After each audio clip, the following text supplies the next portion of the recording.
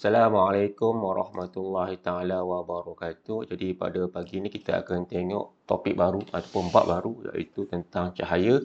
Jadi kita akan tengok subtopik yang pertama iaitu 6.1 tentang pembiasan cahaya. Jadi sebenarnya itu pembiasan itu apa? Apakah yang menyebabkan pembiasan? Pembiasan ini bahasa mudahnya adalah perubahan arah perambatan gelombang cahaya. Jangan kita fokus pada gelombang cahaya. Okey. Jadi mengapakah pembiasan itu berlaku?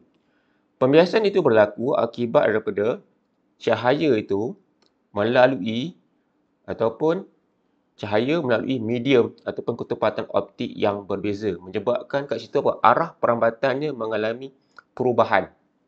Dan ini dikenali sebagai pembiasan. Jadi bila dia melalui ketempatan optik yang berbeza. Contohnya kat sini kalau awak tengok kat sini, sini contohnya udara. Okey, udara dengan kaca menyebabkan cahaya itu mengalami perubahan halaju dan di sini berlakulah pembiasan. Okey, jadi awak kena ingat ketempatan optik berbeza dengan ketempatan yang awak tahu sebelum ini. Itu adalah ketempatan objek. Sekarang kita fokus pada ketempatan optik. Jadi kalau awak perhatikan di sini, okey. Kaca dengan udara, mana ketempatan optik yang lebih tinggi? Ain Syamimin, tempatan optik mana yang tinggi? Udara ke kaca? On mic. Tak payah tulis. Cepat. Okey. Tak tahu. Okey. Atira?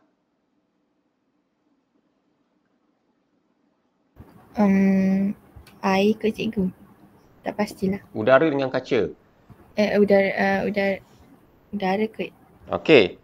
Di sini ialah ketempatan optiknya berbeza. Di mana ketempatan, ini kalau cikgu sebut row ni adalah ketempatan. Sebut dia row. Ketempatan udara adalah lebih rendah. Ketempatan kaca optik untuk kaca adalah lebih tinggi. Jadi menyebabkan, yang ini apa? Yang ini adalah arah perambatan gelombang cahaya. Ini adalah arah perambatan gelombang cahaya. Okey. Jadi maksudnya kat sini, bila dia lalu kaca, adakah arah perambatan gelombang ini berubah ataupun tidak? Nanti kita akan tengok. Jadi kalau untuk awak tengok kat sini, ini adalah analogi dia supaya awak nampak. Okey. Jadi kalau contoh ini adalah lebuh raya. Pertama, kalau itu jalan tidak sesak, memanglah tidak sesak. Jadi kat sini ada dua kenderaan, kereta satu, motor satu. Jadi ini kita anggapkan sebagai objek yang kurang tempat. Okey, kemudian bila kurang tempat ataupun tidak sesak, apa akan jadi pada kelajuan kereta dan motor ini? Dia akan bergerak pada kelajuan tinggi. Okey, ataupun kalau ketempatan optik itu tinggi, okey, ni lah awak nak bagi analogi dia. Okey, contohnya dia kalau ketepatan tinggi, contohnya macam kaca, jalan sesak. Jalan sesak ni awak tengok kereta ada berapa? 1, 2, 3, 4, 5, 6, 7 kereta, motor pun ada 2. Jadi kat situ ada 10 kenderaan. Jadi analogi di sini adalah lebih tumpat. Contohnya kaca. Jadi kereta dengan motor ini bergerak lebih laju ke lebih rendah? Jadi kereta itu akan bergerak lebih rendah. Jadi cahaya yang melalui ketepatan optik yang tinggi akan mengalami halaju yang rendah. Jadi ini yang mendekati normal dengan menjauhi normal ni cikgu akan terangkan. Okey, sekarang ni kalau awak tengok kes yang pertama. Sekarang ni kita nak tengok pembiasan. Okey, adakah berlaku pembiasan di sini? Udara dengan kaca. Udara ketepatannya rendah. Atirah Kaca ketepatan optiknya tinggi. Ketepatan optiknya adalah tinggi. Okey. Jadi awak kena lukis sempadan dia. Mana sempadan antara kaca dengan udara? Jadi sempadannya adalah di mana? Jadi okey, ini adalah sempadan. Okey, sempadan di antara kaca dengan udara. Okey, ini nombor 2. Okey, nombor 3, mana titik pertemuan antara garis normal dengan arah perambatan gelombang? Ini disebut sebagai garis normal. Okey, ini. Okey, nampak ni.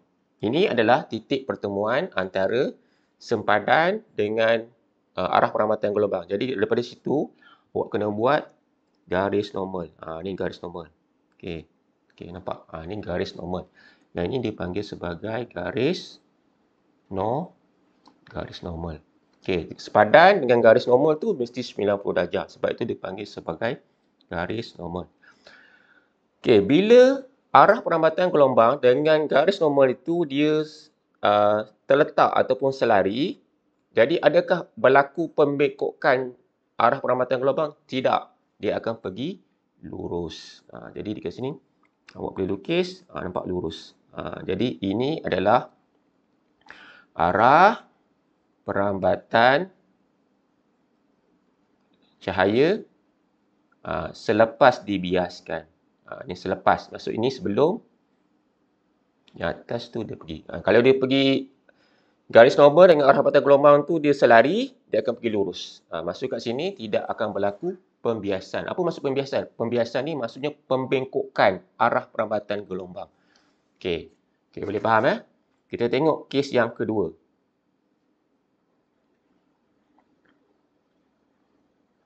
Supaya awak nampak eh. Okey, kes kedua macam ni. Okey, sini udara. Sini udara. Sini kaca. Ketempatannya udara rendah, ketempatan optik rendah, ketempatan kaca adalah tinggi.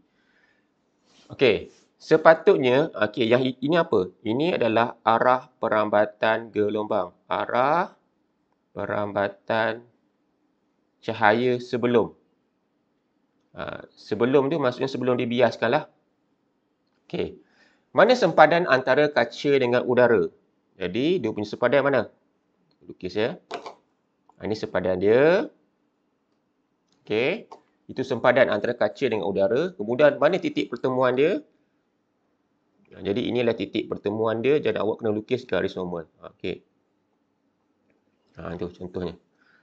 Sepatutnya cahaya itu akan pergi lurus. Sepatutnya cahaya ni dia akan pergi lurus macam ni lah. Macam tu. Tetapi sekarang ni dia berlaku pembiasan. Jadi arah perambatan gelombang tu akan sama ada dia akan mendekat. Ini kalau dia pergi sini, ini disebut sebagai mendekati garis normal. Mendekati garis normal. Mana garis normal? Ini garis normal. Sebab itu cikgu nak awak datang kelas cikgu. Ataupun ini adalah menjauhi garis normal. Okey, menjauhi garis normal. Okey, dia ada dua pilihan. Sama ada mendekati ataupun menjauhi garis normal. Kalau ni garis normal, maksudnya yang dekat tu dia panggil mendekati lah. Kalau jauh tu, maksud menjauhi. Kalaulah dia pergi daripada ketepatan rendah ke ketepatan tinggi, ni awak kena ingat. Dia adalah mendekati garis normal. Rendah ke tinggi, dia mendekati garis normal. Jadi yang salah tu awak padam lah. Jadi ini salah. Okay, ini pun salah. Jadi ini yang sebenarnya. Jadi dia mendekati garis normal. Okay, itu kalau dia pergi daripada ketepatan optik yang rendah kepada ketepatan optik yang tinggi.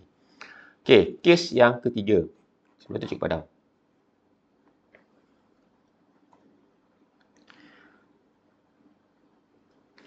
Kes 3 ni apa? Okey, cahaya ini bergerak daripada mana? Daripada kaca, sini kaca.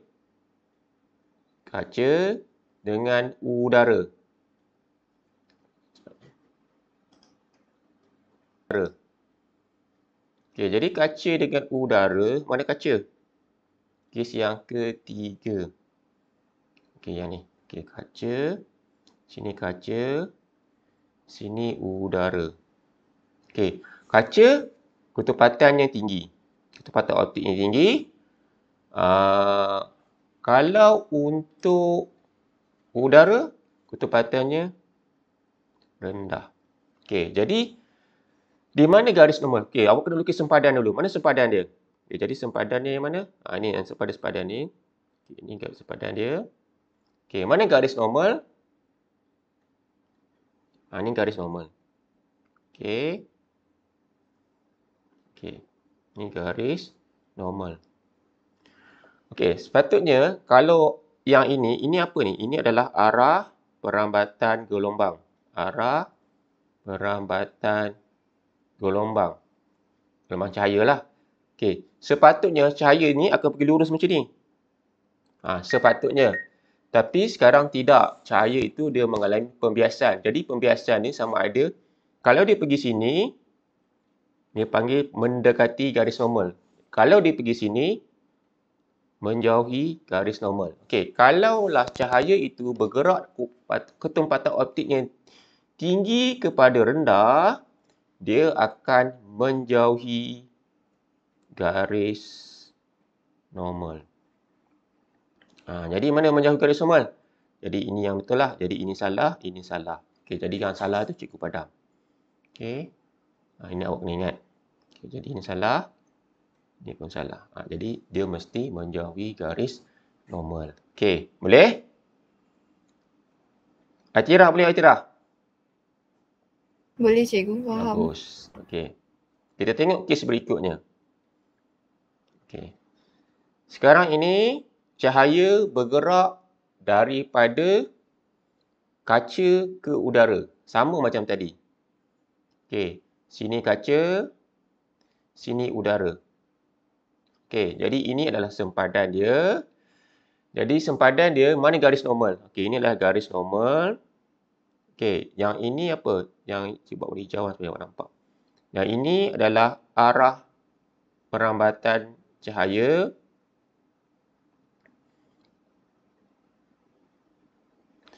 Kalaulah arah perambatan cahaya dengan garis normal itu selari, maka dia akan pergi lurus.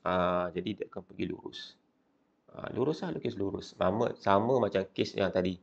Jadi ingat arah perambatan gelombang dengan garis normal, kalau dia selari ataupun berada di atas garis normal tu, berada di atas garis normal, maka dia akan pergi lurus, straight.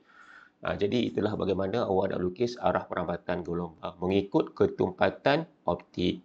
Okey, boleh? Jadi kita akan tengok indeks biasan. Okey. Indeks biasan ataupun N. N ini adalah simbol untuk indeks biasan. Ada 4 formula yang awak boleh kira. Okey, jadi indeks biasan tidak ada unit. Okey, yang pertama awak boleh kira melalui hukum Snell. Jadi hukum Snell apa? Hukum Snell adalah N ni sin I per sin R. Okey, I itu apa? I itu adalah sudut tuju. R itu adalah sudut pembiasan. Okey. Ini untuk formula nombor 1 untuk cari indeks biasannya. Indeks biasan tidak ada unit. Paling kecil adalah nombor 1 iaitu udara. Okey, udara adalah nombor 1 ya. Jadi awak jangan silap, indeks biasan tidak ada unit.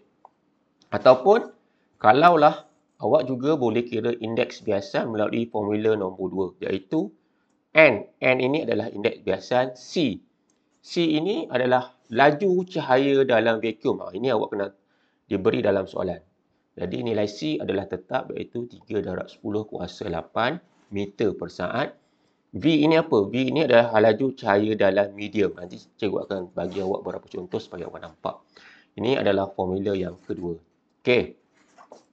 Formula yang ketiga adalah melibatkan dalam nyata dan dalam ketara. Okey, nanti cikgu akan jawab. Okey.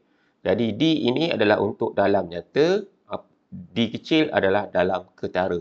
Okey, nanti cikgu akan awak jawab. Kemudian formula nombor 4 adalah melibatkan sudut genting. Okey, tak apa, nanti cikgu akan jawab. Jadi 1 per sin C. Sebab itu cikgu harap awak jangan skip kelas cikgu ya. Sebab benda ni kalau awak baca memang awak takkan faham. Betul Nek? Nek Ifah, betul? Betul cikgu. Memang awak tak faham. Okey. Jadi cikgu nak betul-betul awak attend kelas cikgu, ngantuk macam mana pun datang. Attend, bukan suruh. Jadi kat sini, okey, kita nak cari nilai indeks biasan. Okey. Jadi kalau awak tengok kat sini, okey, ini adalah udara ini, cahaya ini bergerak daripada udara ke kaca. Ini udara, ini kaca. Jadi kat sini adalah I. I ini sudut pembiasan. I itu adalah sudut tuju.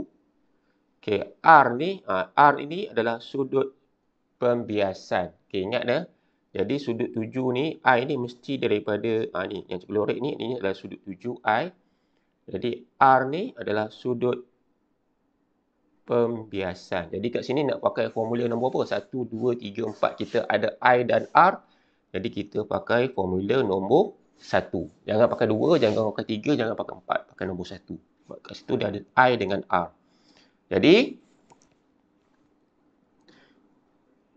N tu simbol untuk index biasa lah. Sin I per sin R. Sin I mana? Sin 45 bahagi dengan sin 30. Berapa? Cuba tekan sekarang.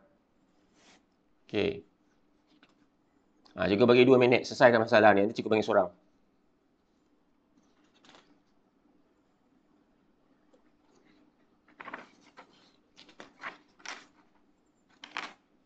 Imran, berapa Imran? Jawapan Imran? Sekejap ya cikgu. Ambil 2 titik perpuluhan Imran.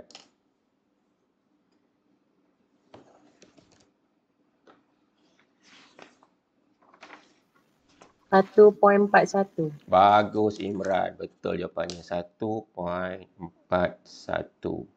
Okey. Okey. Nanti cikgu akan panggil seseorang. Bergantunglah pada cikgu apa benda cikgu nak cari. Okey. Jadi ini guna formula nombor 1. Okey. Kita tengok nombor 2. Okey.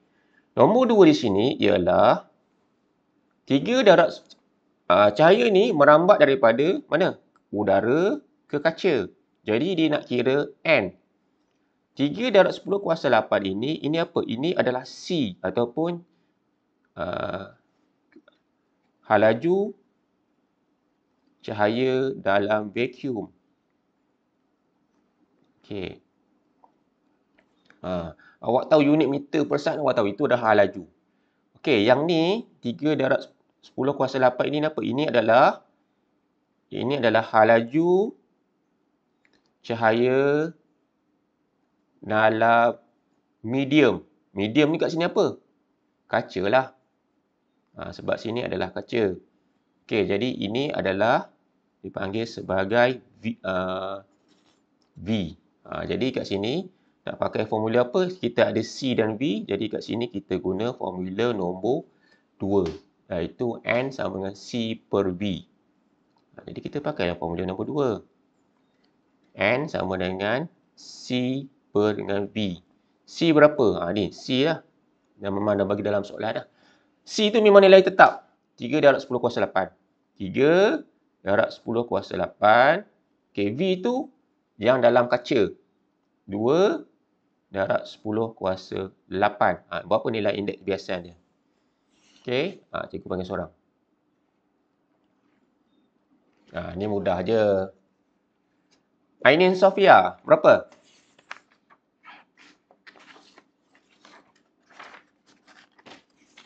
Berapa indeks biasa dia?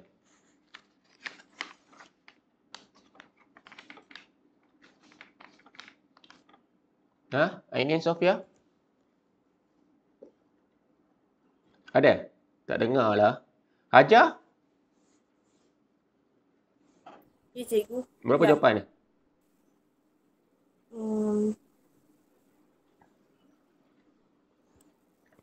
Dia 1 darab 10 kuasa 16. 1 darab 10 kuasa 16? Ya, betul. Tak apa. Izzati? Imanina Izzati?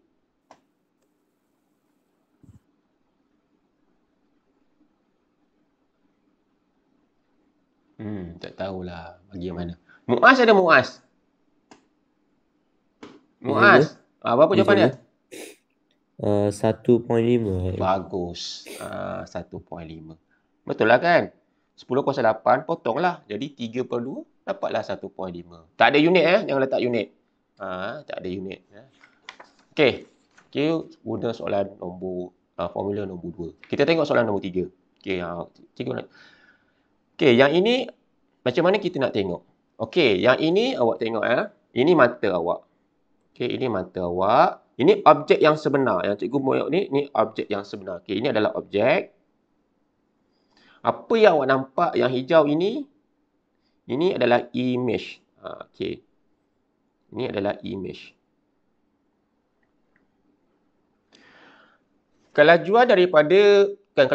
Ketinggian daripada permukaan air kepada objek ini dikenali sebagai dalam nyata.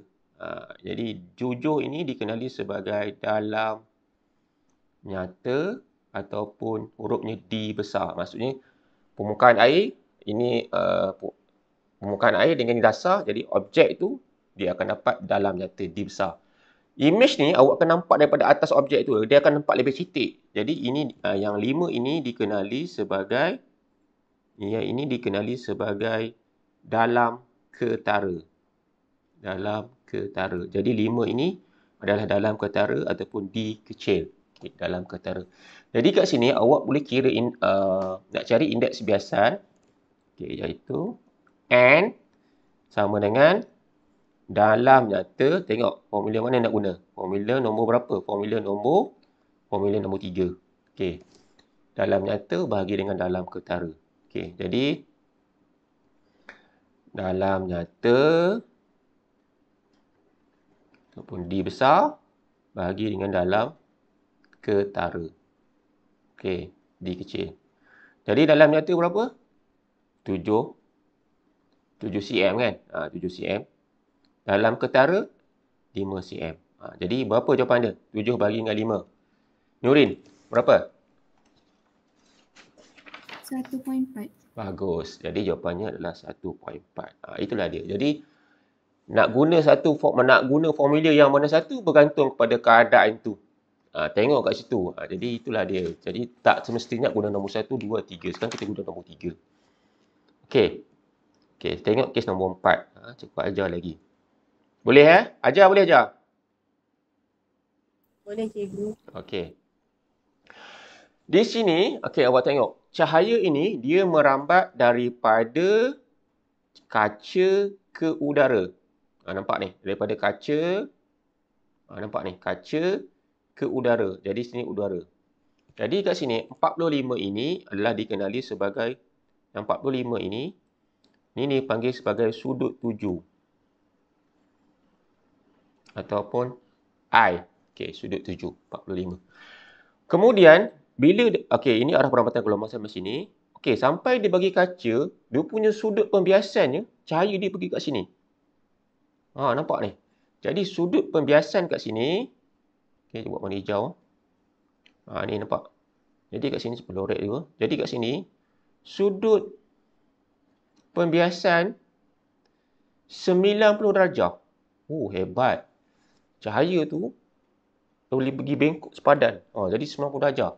Jadi ketika ini, sudut tuju ini, apabila sudut pembiasan 90 darjah, sudut tuju I itu dikenali sebagai sudut genting.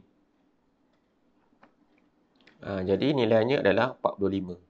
Jadi 45 ini sebenarnya adalah sudut tuju apabila sudut pembiasannya adalah 90 darjah. Okey, ingat Sudut genting ialah apabila sudut pembiasannya adalah 90 darjah. Jadi macam mana kita nak cari indeks biasan? Jadi nak kira indeks biasan, kita guna formula nombor 4. Ni. N sama dengan 1 per sin C. Okey. Jadi kat sini kita guna N 1 per sin C. Okey, 1 per sin C tu apa? C tu sudut genting. 45. Berapa? Cikgu nak nilai N. Cuba buat. Tekan kalkulator. 1 per sin 45. Cikgu nak nilai N tu berapa? Okey. Cikgu bagi awak 2 minit. Okey, cuba buat sekarang.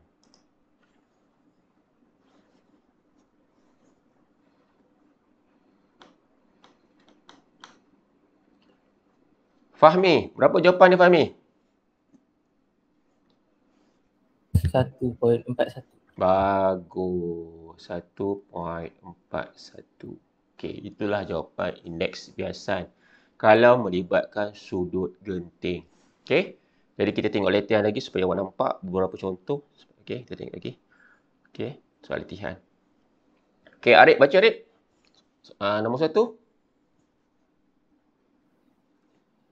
Rajah menunjukkan lintasan alur cahaya bergerak dari udara ke kaca. Diberi laju cahaya dalam kaca ialah 2 kali cikgu. 2 darab 10 kuasa 8. 2 darab 10 kuasa 8 meter per saat. Okey. Kira indeks biasan kaca, sudut biasan dalam kaca dan sudut genting kaca. Okey, dekat sini nak cari indeks biasan N. Okey, N. Ini N lah. Jadi kat sini dia bagilah kat sini 2 darab 10 kuasa 8. Jadi maksud kat sini kelajuan cahaya dekat sini bila dia lalu kaca, kelajuan cahaya kat sini adalah 2 darab 10 kuasa 8. Okey, kelajuan cahaya dalam vakum kita tahu ataupun dalam udara dia memang tahu 3 darab 10 kuasa 8. Dia memang tahu. Tak bagi dalam soalan kita tahu. Jadi nak dapat, jadi kat sini adalah C, sini bukan C. Sini adalah V, ini adalah C. Okey. Jadi kita pakai formula nak dapat indeks biasan, kita pakai formula nombor 2 yang ni. Okey, N sama dengan C per V. Benda tu yang kita ada saja. Lain tak ada. Mana ada I, mana ada R. Jadi kita pakai yang N, kita pakai A dulu ya. N sama dengan C per V. Tak boleh lah pakai nombor 1, nombor 3, nombor 4. Kita ada C dan V saja. Jadi C berapa? 3 darab 10 kuasa 8. V berapa? 2 darab 10 kuasa 8. Mudah je lah kan? Potong akan dapat 1.5. Jadi indeks biasan kaca adalah 1.5. Okey, ini boleh faham. Okey, B. B ni macam mana nak buat? Cuba dalam indeks biasan dalam kaca. Okey, jadi kat sini pun sama. Jadi nak dapat indeks biasan, bukan indeks biasan, ini silap ni sebenarnya. Cuba potong soalan silap ni. Ini adalah okey. Maksudnya sudut biasan. Bukanlah, betul lah. Bukan indeks biasan, sudut biasan. Betul-betul. Cikgu yang tersilap. Okey, nak dapat sudut biasan macam mana? Okey, jadi kat sini, awak tahu. Kat sini, ini adalah I. I ni mesti bersentuh dengan garis normal. Mana garis normal? Ni garis normal. Okey, jadi ini adalah I. I kat sini berapa? 90 tolak dengan 40 akan dapat apa? I kat sini adalah 50. Ingat ya, I tu mesti daripada garis normal. Ini bukan I ya, salah. I mesti garis normal, daripada garis normal. Mesti bersentuh dengan garis normal. Jadi R mana R? Ini. Kita buat ni hijau lah. Jadi ini adalah R. Jadi kita nak cari nilai R tu berapa. Jadi gunalah formula mana? N sama dengan sin I per sin R. N tadi yang awak dapat tadi, yang adik baca tadi. 1.5 sin I. I tu mana? I tu yang 50 bagi dengan sin R. Jadi cikgu nak nilai R berapa? Dia awak buatlah sendiri kan. Jadi sin R sin 50 bagi dengan 1.5. Jadi juga berapa nilai R dia? Okey, 2 minit. Cuba cari. Okey. Cuba nak nilai R dia berapa? Boleh buat tak? Ini awak kena tekan shift. Shift ya.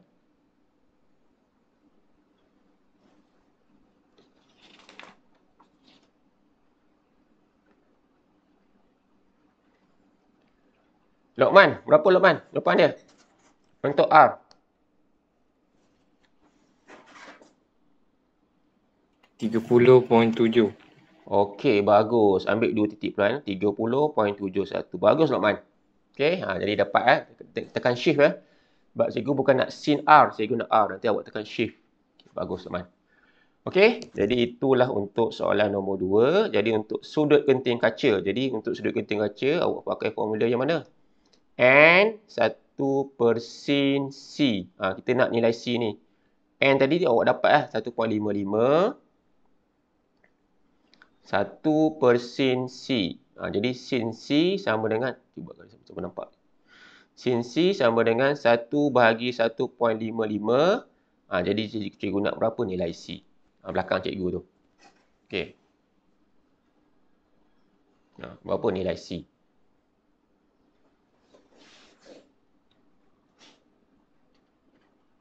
Ainul Nurin. Dapat? Berapa?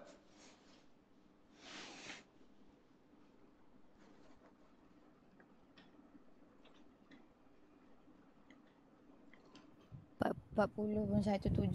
Okey, 41 point 1.8. ha? 1.7. 1.7. 7 ni. Ha. Okey. Ambil 2 titik pelan. 41.79. Jadi itulah dia. Kita nak dapat sudut gentingnya adalah 41.79. Okey, tengok lagi contoh supaya awak nampak Nombor 2 pula. Okey. Fahim, baca soalan nombor 2, Fahim.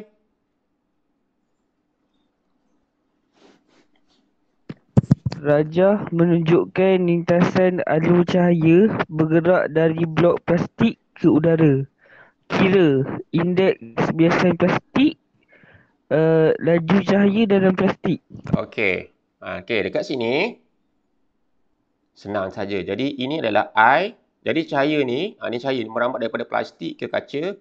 Jadi 30 ini apa? Jadi 30 ini adalah I, sudut tuju. Okey, jadi 55 ni apa? 55 ini adalah sudut biasan iaitu R. Okey. Jadi awak tahu lah. Jadi guna formula mana? Guna formula nombor 1. N sama dengan sin I per sin R. Okey, kena berhati-hati di sini ialah I dekat sini awak kena ambil di udara. Jadi kat sini plastik. Kat sini kaca. Nampak? Sini plastik, sini kaca. Jadi kat sini, R kat sini dia sudah menjadi kepada I. I tu mesti dalam udara. Jadi I dekat sini sudah menjadi R. Ingat ya. I itu mesti berada dalam udara. Walaupun awak tahu I itu sudut tuju. Tapi untuk hukum Snell, nak cari indeks biasan, I itu adalah sudut. I itu mesti ambil dalam udara. Cikgu tulis kaca pula. Dia mesti dalam udara. Dalam udara. Okey, I ni mesti ambil dalam udara. Jadi sin ambil 55 sebab kita mesti ambil dalam udara. Wajib ambil dalam udara. Sin R, sin 30. Cuba selesaikan. Berapa? Okey. Sin 55 bahagi dengan sin 30. Irdina Sofia. Berapa Irdina Sofia jawapannya? 1.64. Bagus. 1.64. Okey. Okey, itulah nak dapat indeks biasan plastik. Okey. Jadi laju cahaya dalam plastik. Okey, B. Jadi B ni cikgu padam Okey.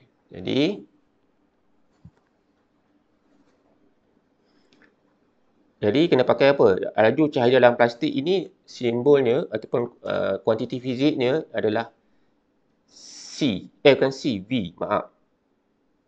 Ini adalah V. Jadi kena pakai N sama dengan C per V. Formula nombor 4. Jadi N tadi awak dapat dah. Yang disebut oleh tadi 1.64. C tu awak tahu nilainya memang tetap. 3 darab 10 kuasa 8. Walaupun tidak diberi dalam soalan. Kita tahu sebab ini adalah laju cahaya dalam vacuum. Okey. Dah tahu dah. Bahagi dengan V. Sekarang kita nak cari nilai V. Jadi V sama dengan 3 darab 10 kuasa 8 bahagi dengan 1.64. Berapa jawapannya?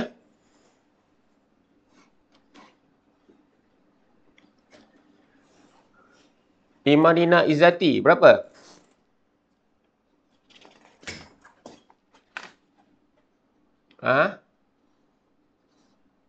Tak tahu. Tak tahu ke mana. Quratun Aini? Entah. Jadi cikgu tengah kira. Berapa jawapan dia? V dia.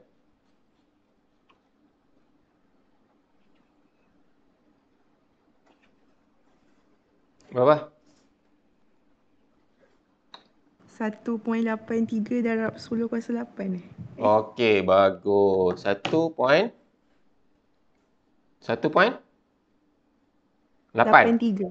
83 darab 10 kuasa Darab 10 8 kuasa 8. meter per saat. Okey, bagus. Okey.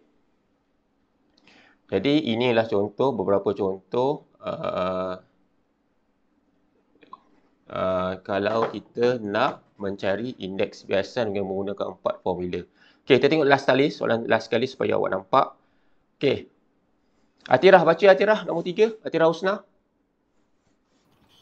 Duit shilling diletakkan dalam bikar yang diisi dengan sejenis cecair. Apabila cecair diisi dalam bekas sehingga ketinggian 20 cm, imej duit shilling ialah 15 cm dari permukaan.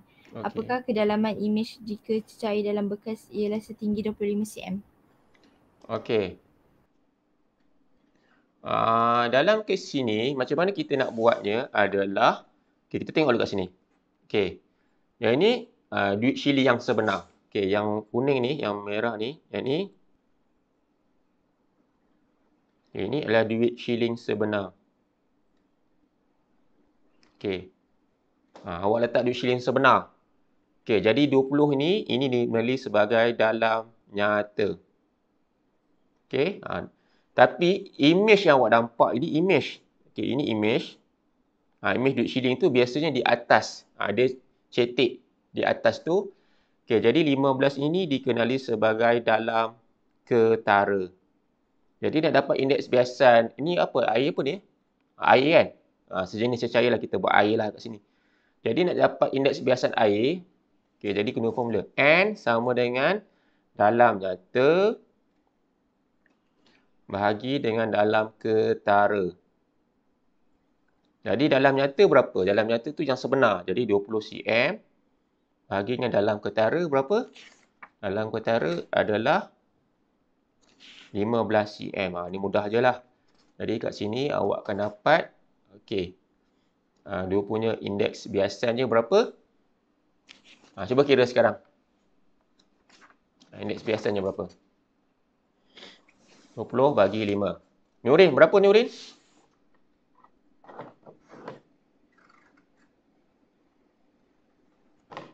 Uh, 1.33. 1.33. Okey. Okey. Ini indeks biasan kaca. Sekarang ini, okey, kita tambah air lagi. Okey, kita tambah air. Okey, dapat cukup padam Kita tambah lagi air. Jadi sekarang ni, kes yang kedua macam mana? Kes kedua macam ni. Okey, duit shilling yang sama. Air ni, kelajuan air ni, kita tambah dia. Dia jadi 25 cm pula. Kat sini dia akan jadi 25 cm. 25 air, 25 cm. Jadi kita nak tengok berapa dia punya dalam ketara dia ni. Ni. Kat sini. Ini imej. Jadi kita nak tengok yang ni berapa. Berapa dia punya, bila kita tambah air, berapa dia punya nilai dalam ketara. Jadi nak dapat nilai ketara macam mana? Mudah saja. Jadi N, pakai formula yang ni tadi. Bedam N sama dengan dalam nyata bahagikan dalam ketara. Okey, N tadi awak dapat dah 1.33, awak pergi kat sini balik. Jadi 1.33 dalam nyata tu bila dia rendam air tadi berapa? 25 kan? Okey, jadi kita nak tengok dalam ketara. Okey, ni dalam ketara ataupun D kecil. Cuba cari D kecil berapa. Jadi D kecil adalah 25 bahagi dengan 1.33. Okey, berapa? Cuba buat.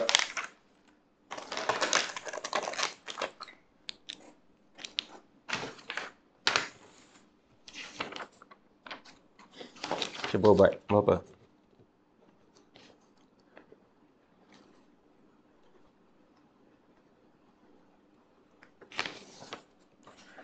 Nek Ifah, berapa Nek Ifah? 18.8 cikgu. Bagus. Okey, jadi jawapannya untuk dalam ketara jadi adalah 18.8 cm. Jadi kat sini nilainya adalah 18.8 cm. Jadi inilah cara dia bagaimana kita nak cari indeks biasan